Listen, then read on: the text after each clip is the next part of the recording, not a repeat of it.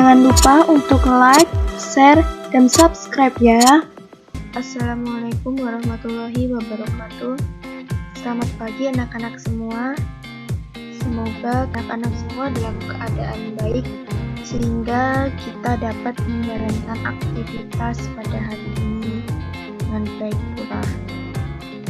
Oke, pada pertemuan kali ini kita akan melanjutkan materi bab 3, yaitu struktur dan fungsi tumbuhan. Kompetensi dasarnya yaitu KD 3.4 dan KD 4.4. Menganalisis keterkaitan struktur jaringan tumbuhan dan fungsinya, serta teknologi yang terinspirasi oleh struktur tumbuhan, dan menyajikan karya dari hasil penelusuran berbagai sumber informasi tentang teknologi yang terinspirasi dari hasil pengamatan struktur tumbuhan. Nah, untuk tujuan pembelajaran pada hari ini, yang pertama, peserta didik dapat mendeskripsikan struktur dan fungsi penyusun akar, penyusun batang, penyusun daun, penyusun bunga, dan juga penyusun buah dan biji. Nah, coba anak-anak perhatikan gambar yang ada di layar. Nah, itu merupakan gambar dari tumbuhan tomat. Coba anak-anak amati bagian-bagian tumbuhan dengan seksama. Nah, jadi tumbuhan itu tersusun atas beberapa organ yang menjalankan fungsi masing-masing. Di sini ada buah, ada daun, ada bunga, ada akar, ada batang. Nah, organ tumbuhan itu dibagi menjadi dua, yaitu organ vegetatif dan organ generatif. Organ vegetatif sendiri merupakan organ tumbuhan yang berfungsi untuk mendukung pertumbuhan dan perkembangan tumbuhan itu sendiri. Nah, sedangkan organ generatif merupakan organ yang berfungsi dalam proses perkembangbiakan secara generatif atau seksual dari tumbuhan. Organ vegetatif ada akar, ada batang, dan daun. Sedangkan organ generatif ada bunga, buah, dan biji. Kita bahas yang pertama adalah akar. Akar adalah organ tumbuhan yang kebanyakan berada di bawah tanah, tidak berbuku-buku, tumbuh ke pusat bumi atau menuju air, dan memiliki bentuk yang meruncing. Lalu fungsi akar ada menambatkan dan memperkokoh berdirinya tumbuhan, menyerap air dan garam mineral, tempat penyimpanan cadangan makanan, dan juga sebagai alat bernafas dari tumbuhan. Selanjutnya, nah, pada tumbuhan ada dua sistem perakaran. Yang pertama, akar tunggang. Nah, akar tunggang sendiri terdapat akar utama. Di sekitar akar utama terdapat akar cabang. Akar tunggang ini pada tumbuhan dikotil, misalnya mangga, wortel, dan rambutan. Nah, akar utamanya itu ini, satu akar utama dan beberapa akar cabang. Selanjutnya adalah akar serabut. Akar serabut tidak memiliki akar utama. Akar tumbuhan dari pangkal batang dan bercabang membentuk struktur serabut. Terdapat pada tumbuhan monokotil, misalnya pada padi, jagung, dan rumput-rumput. Selanjutnya adalah batang. Pada batang terdapat buku dan juga ruas. Buku ini merupakan tempat melekatnya daun. dan ruas sendiri merupakan bagian di antara dua buku.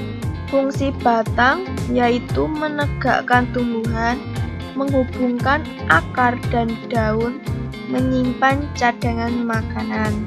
Pada batang tumbuhan monokotil terlihat jelas ruas-ruasnya. Contohnya ini pada tumbuhan bambu. Sedangkan pada tumbuhan dikotil tidak terlihat jelas ruas-ruasnya. Nah, ini contohnya pada tumbuhan jambu. Selanjutnya adalah daun.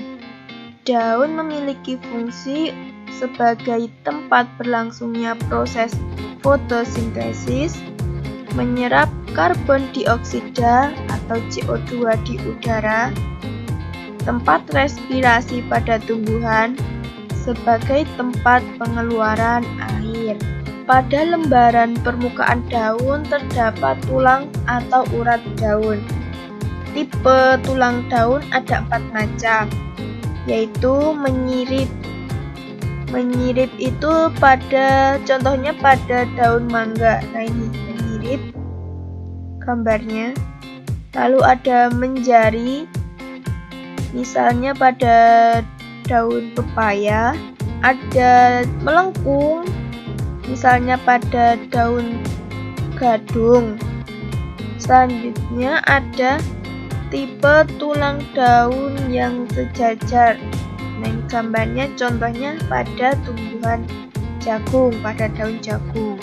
Nah, tumbuhan dikotil umumnya memiliki daun dengan susunan tulang menyirip dan menjari. Sedangkan tumbuhan monokotil memiliki daun dengan susunan tulang sejajar atau melengkung.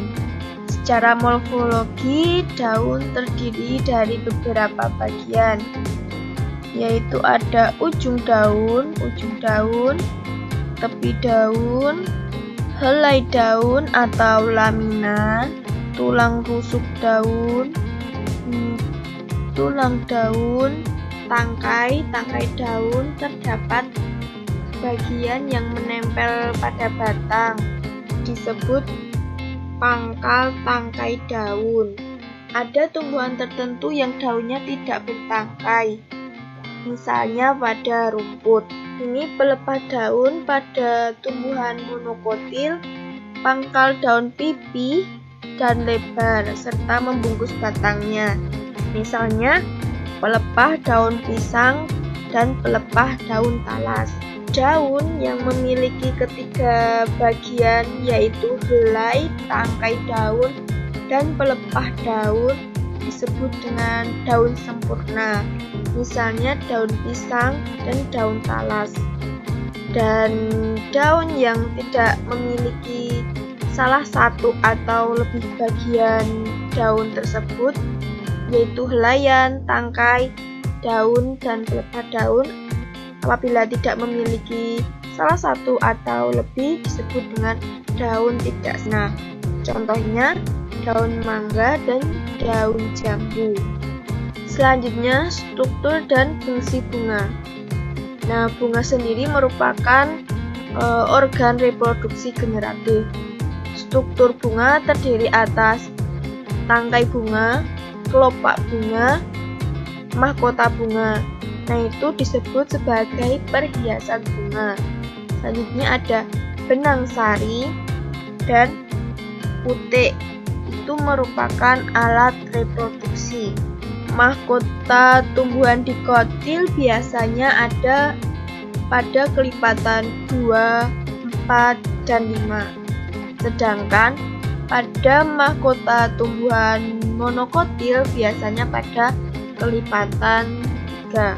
Nah, ini adalah struktur bunga. Di sini ada kepala sari, ini tangkai sari yang disebut dengan benang sari atau sebagai alat kelamin jantan. Sedangkan ini adalah kepala pik, ini tangkai putik.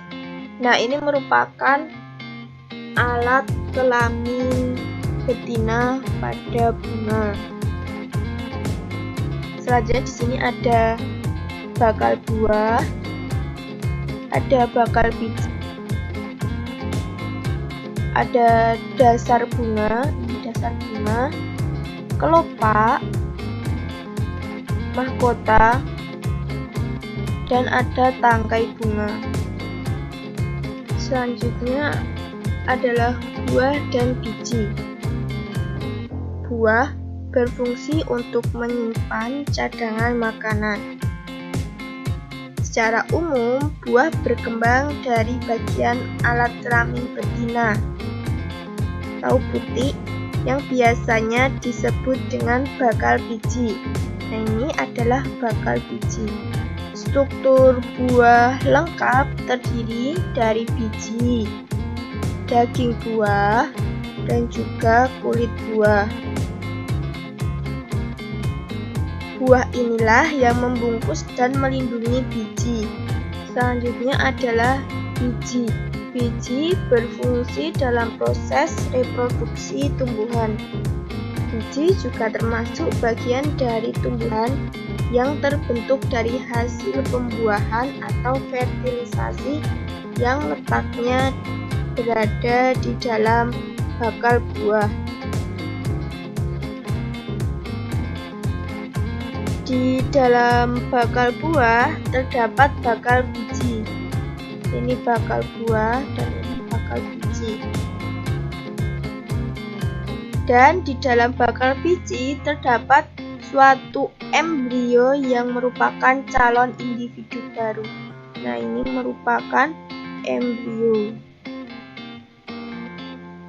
Oke, Bu akan memberikan lembar kerja peserta didik yang berjudul organ penyusun tumbuhan.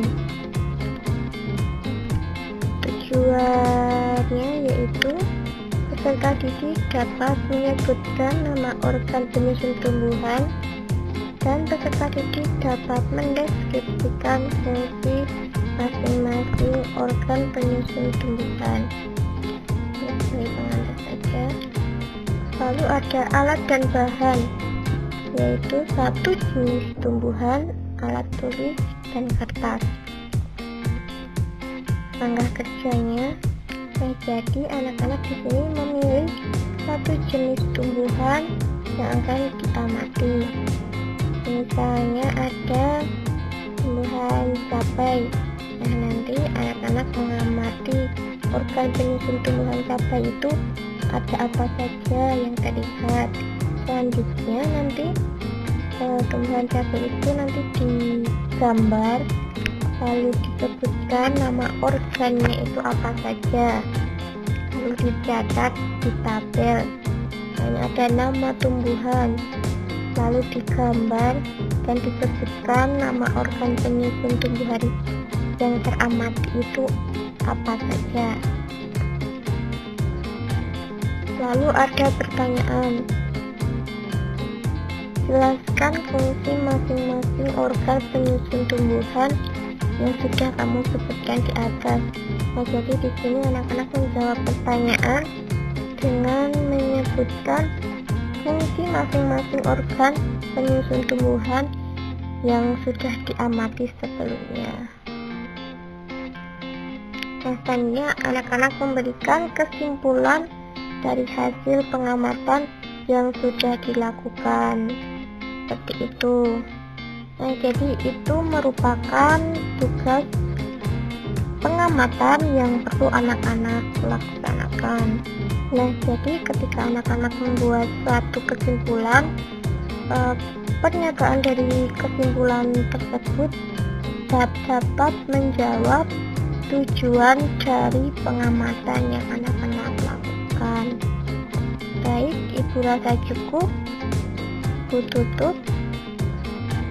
Sampai bertemu di video pembelajaran selanjutnya. Sekian dari Ibu. Wassalamualaikum warahmatullahi wabarakatuh.